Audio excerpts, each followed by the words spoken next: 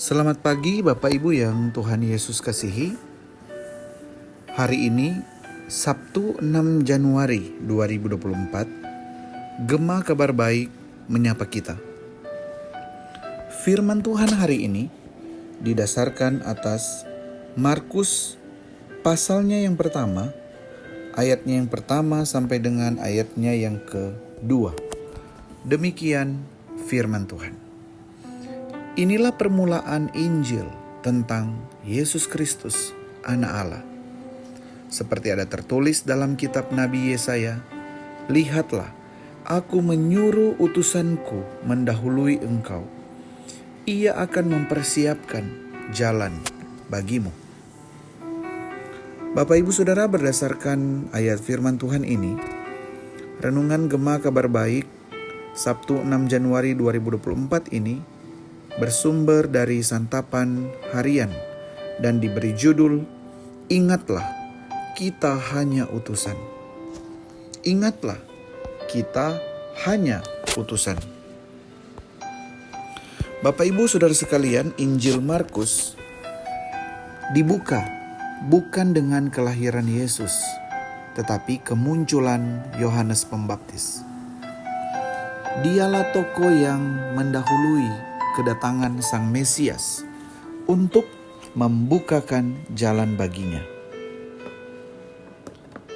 Dalam budaya Romawi pada masa itu, ketika seseorang yang berkuasa akan tiba di suatu kota, seorang utusan akan mendahuluinya untuk memberikan pengumuman kepada rakyat di kota itu. Bagi mereka, jelas bahwa sosok yang lebih penting bukanlah sang utusan, melainkan orang yang datang berikutnya. Dalam pelayanan Yohanes Pembaptis, baptisan merupakan tanda yang dapat dilihat ketika seseorang memutuskan untuk bertobat. Tujuan dari khotbah yang disampaikan oleh Yohanes Pembaptis adalah untuk mempersiapkan umat dalam menerima Yesus sebagai Anak Allah. Lain halnya dengan baptisan air. Yesus datang untuk membaptis orang-orang dengan Roh Kudus yang akan mentransformasi seluruh kehidupan seseorang. Utusan yang membuka jalan bukanlah tokoh sentral dari berita Injil.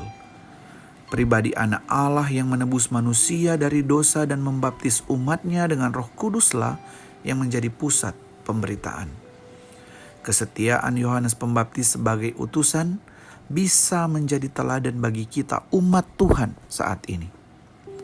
Bapak Ibu Saudara sekalian, ketika kita diberi waktu dan kesempatan untuk melayani, kita bukan pusat dari pelayanan itu.